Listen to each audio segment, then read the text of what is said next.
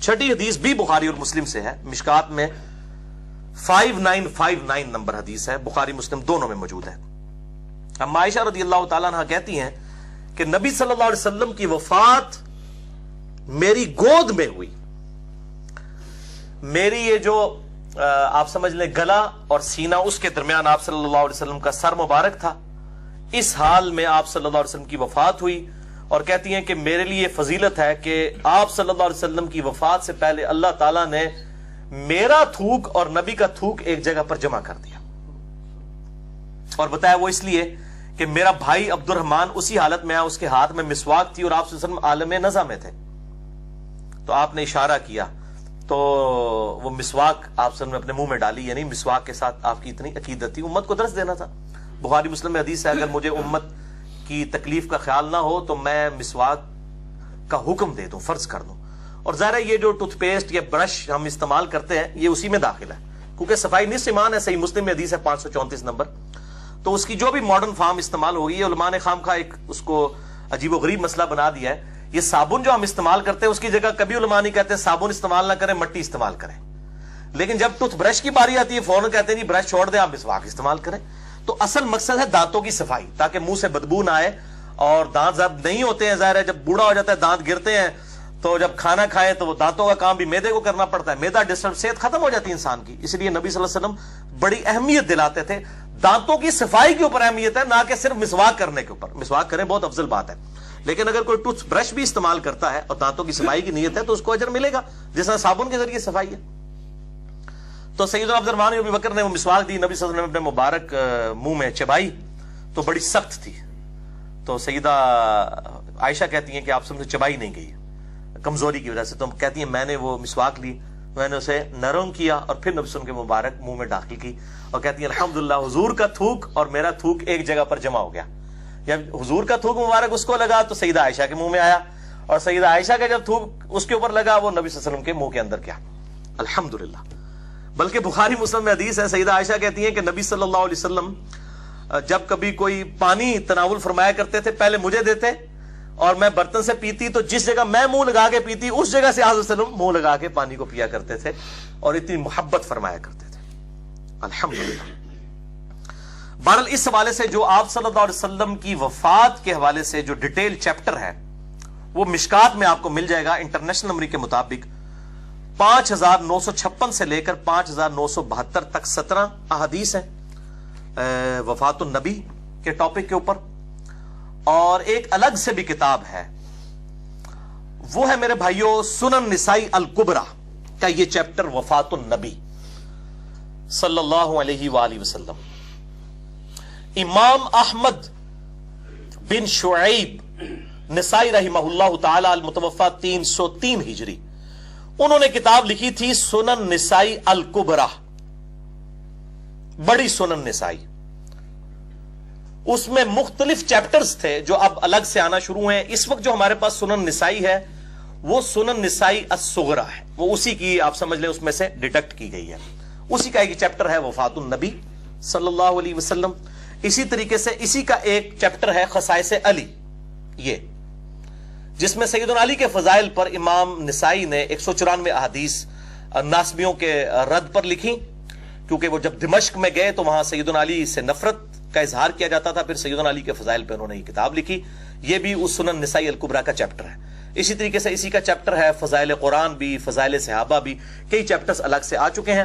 ہمارے پاس جو سنن نسائی ہے اسی میں سے انہی کے شاگرد ہیں احمد بن محمد، جنہیں امام ابن السنی بھی کہا جاتا ہے، المتوفى 364 ہجری، انہوں نے سنن نسائی الکبریٰ میں سے سنن نسائی الصغریٰ لکھی، جس میں 5761 احادیث ہیں۔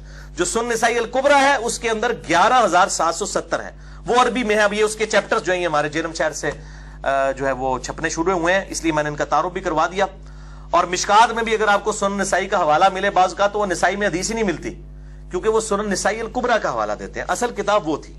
اور یہ جو ہم آیت الکرسی کی فضیلت پہ حدیث بیان کرتے ہیں انٹرنیشنل نمبر کے مطابق سنن نسائی الکبریٰ میں 9928 نمبر حدیث ہے، ہاں جی 9928 سنن نسائی الکبریٰ۔ دیکھیں میں نے اس کے ساتھ لکھا ہے سنن نسائی الکبریٰ گرین کارڈ کے اوپر۔ کہ جو شخص فرض نماز کے بعد آیت الکرسی پڑھ لے وہ مرتے ہی جنت میں داخل ہوگا. لیکن نماز پڑھنی پڑنی ہے, خالی آیت الکرسی پڑھنا کچھ نہیں ہونا, نماز کے فوراً بعد پڑھ لے. تو یہ آیت الکرسی کا یہ والا وظیفہ سنن نسائی الکبریٰ میں موجود ہے. اور لوگ کہتے ہیں آپ جی 9928 بتا رہے ہیں, اس میں تو حدیث ہی 5761 ہے. تو بھائی میں بولتا بھی ہوں لکھتا بھی ہوں سنن نسائی الکبریٰ, جو بڑی سنن نسائی ہے. یہ جو کتب ستہ میں سنن نسائی ہے یہ اسی میں سے اجتبا کیا ہوا ہے سنن نسائی الصغریٰ 5761 احادیث. اور یہ تمام احادیث کی کتابیں جو مین ہے اہل سنت کی انٹرنیشنل نمبر کے مطابق اردو میں, عربی میں اور انگلش میں ہماری ویب سائٹ اہل سنت پاک.com پہ رکھی ہوئی ہیں. تو ایون یہ مشکات والے جب اس کا تعارف کرواتے ہیں, جب مشکات میں سنن نسائی کا حوالہ ملتا ہے تو وہ الکبریٰ کا ہی ہوتا ہے, وہ آپ کو الصغریٰ میں کئی احادیث نہیں ملیں گی جو الکبریٰ کے اندر ہے. اسی کا یہ چیپٹر ہے وفات النبی. یہ میں انشاءاللہ اس کے اوپر پورا الگ سے لیکچر بھی دوں گا, بلکہ میرا خیال ہے میں سوچ رہا تھا ربیع الاول شریف کا مہینہ آنے والا ہے, تو 3 سال پہلے ہم نے حیات النبی پہ لیکچر دیا تھا. اس دفعہ میرا خیال ہے ہم وفات النبی کے اوپر ایک لیکچر رکھتے ہیں کہ آپ صلی اللہ علیہ وسلم کو غسل کس نے دیا, آپ صلی اللہ علیہ وسلم کا کفن مبارک کیسا تھا, آپ کو قبر مبارک میں کس نے اتارا, کیسے معاملات ہوئے. چلو یہ بھی ڈن ہو گیا. یہ اچانک ابھی میرے دماغ میں بات آئی ہے وفات النبی اس کتاب کی وجہ سے. تو وفات النبی ایک پورا چیپٹر ہے سنن نسائی الکبریٰ کا, جو اردو میں چھپ چکا ہے شیخ غلام مصطفیٰ ظہیر صاحب کی تحکیم کے ساتھ, اور یہ میں نے آپ کو دکھا بھی دیا.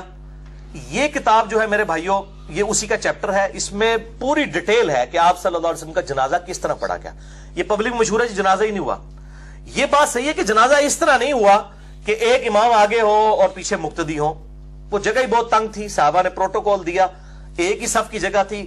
کچھ ٹولیوں میں اصحاب داخل ہوتے تھے, 4 تکبیریں پڑھتے تھے, اس میں الفاظ موجود ہیں, دعا پڑھتے تھے, درود پڑھتے تھے, سلام پھیر کے پھر دوسری طرف نکلتے تھے. یہ کہتے صرف درود و سلام پڑھ کے نکل جاتے تھے. 4 تکبیروں کے الفاظ ہیں, میں حدیث وہ انشاءاللہ سنن نسائی الکبریٰ سے بتاؤں گا. پورا وفات النبی والا یہ کتاب الوفا چیپٹر ہے سنن نسائی الکبریٰ کے اندر, جس میں پورا آپ صلی اللہ علیہ وسلم کے جنازہ کا طریقہ کار کیا تھا وہ سب کا سب جو ہے وہ لکھا ہوا ہے. اور اس کتاب کے اندر, اس چیپٹر کے اندر 47 احادیث ہیں انٹرنیشنل نمبر کے مطابق 7077 سے لے کر 7123 تک. تو اسی کی تحکیم کے دوران شیخ غلام مصطفیٰ ظہیر صاحب نے ایک بات لکھ دی. میں چونکہ سیدہ عائشہ کے اوپر ڈسکشن ہے اور شیعہ سنی کنفلکٹ بھی اس حوالے سے ہے, میں اس کو کلیئر بھی کر دوں. ویسے انہوں نے الگ سے بھی السنہ 15 نمبر میں بھی یہ بات لکھی تھی, اور اس میں بھی مسند امام احمد کے حوالے سے لکھ دیا ہے. مسند امام احمد میں انٹرنیشنل نمبر کے مطابق جلد 6 صفحہ 274 پر 26391 نمبر حدیث ہے. مشکات جو مکتبۃ الشاملہ کی نمبرنگ میں بتا رہا ہوں. اور اس کتاب وفات النبی میں بھی انہوں نے 116 نمبر پیج پہ وہ روایت لکھ دی ہے سیدہ عائشہ رضی اللہ تعالی عنہا کے حوالے سے, کہ یہی الفاظ جو بخاری مسلم میں مسند احمد میں بھی موجود ہیں. اور اس حدیث کو شیخ شعیب ارنوت بھی صحیح کہتے ہیں رحمہ اللہ تعالی, چونکہ اب وہ فوت ہو چکے ہیں, اور شیخ غلام مصطفیٰ ظہیر صاحب زندہ ہیں حافظہ اللہ تعالی, تو انہوں نے بھی اس حدیث کو صحیح کہا ہے. السنہ 15 نمبر کے اندر بھی لکھا, اور وفات النبی کی تحکیم کے دوران 116 نمبر پیج پہ, السنہ 15 نمبر میں 49 نمبر پیج پہ, کہ سیدہ عائشہ کہتی ہیں وہی الفاظ بخاری مسلم کے جو ہے کہ آپ صلی اللہ علیہ وسلم کی وفات میری گود میں ہوئی, آپ صلی اللہ علیہ وسلم کا سر مبارک جو ہے وہ میرے گلے اور سینے کے درمیان تھا. مسند احمد میں آگے الفاظ جو ہے وہ موجود ہیں, وہ میں آپ کو الفاظ بتا دیتا ہوں کہ سیدہ عائشہ کہتی ہیں کہ رسول اللہ صلی اللہ علیہ وسلم کی وفات میرے حلق اور سینہ کے درمیان میری باری کے دن ہوئے. اس میں نے کسی پر ظلم نہیں کیا, لیکن یہ میری ناسمجھی اور کم عمری تھی کہ نبی صلی اللہ علیہ وسلم کی جب وفات میری گود میں ہوئی تو میں نے آپ صلی اللہ علیہ وسلم کا سر مبارک اٹھا کر تکیہ پر رکھ دیا اور خود عورتوں کے ساتھ مل کر اپنے چہرے پر پیٹنا شروع کر دیا. یوں اب وہ اہل تشیع اسی سے پلی لیتے ہیں. میں نے مسئلہ نمبر 66A میں بھی یہ بتائی تھی بات, اور وہ کہتے ہیں جی اما عائشہ نے سب سے پہلے ماتم کیا, آپ ہمیں کیوں نہیں ماتم کرنے دیتے؟ تو میں نے بتایا تھا یہ سند بالکل اس کی صحیح ہے, لیکن سیدہ عائشہ نے خود اس میں یہ بات مانی ہے کہ میری کم عمری کی وجہ سے جذباتیت میں یہ مجھ سے ہوا, یعنی انٹینشنلی. یہ نہیں کہ وہ ہر سال پھر پیٹا کرتی تھی, اس وقت ایک خاص لمحے میں یہ معاملات ہوئے. ظاہر ہے بہت بڑی مصیبت ٹوٹی تھی مسلمانوں پہ.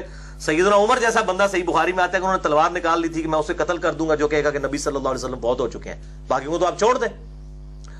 تو اس میں الفاظ ہیں کہ یہ میری ناسمجھی اور کم عمری کا نتیجہ تھا, تو جب انہوں نے خود مان لیا کہ مجھ سے یہ جو معاملات ہوئے یہ میری غلطی ہے، تو اب اس کے بعد اس کو ماتم کی دلیل کے اوپر پیش کرنا بالکل زیادتی ہے. تو یہ میں نے بھی اس حوالے سے کلیئر کر دیا. باقی اہل سنت اور اہل تشیع دونوں کی کتابوں میں موجود ہے کہ نبی صلی اللہ علیہ وسلم کے عقد میں جب رخصتی کے وقت سیدہ عائشہ کی عمر جو ہے 9 سال تھی. اس کے اوپر جو جھگڑا کیا جاتا ہے میں نے 159A میں بھی اس کو بریف کر دیا ہے. یہ بالکل فراڈ ہے، غلط کوشش کی جا رہی ہے، یہ معجزانہ طور پر معاملہ ہوا. اس کے علاوہ جو سیدہ عائشہ سے آپ صلی اللہ علیہ وسلم کی آئلی زندگی کی روایتیں ہیں، حیض و نفاس، غسل سے متعلق میاں بیوی کے ریلیشن شپ، اس کے اوپر سیدہ عائشہ کے اوپر جو تان کیا جاتا ہے بعض غالی رافضیوں کی طرف سے اور بعض منکرین احادیث کی طرف سے، بخاری اور مسلم کے اوپر لام تان کیا جاتا ہے کہ یہ جھوٹی روایتیں ہیں، نعوذ باللہ. میں نے پچھلی دفعہ 159A مسئلے میں اس کو ایڈریس کر دیا تھا. آج اس کی زیادہ ڈیٹیل میں جانے کی ضرورت نہیں ہے.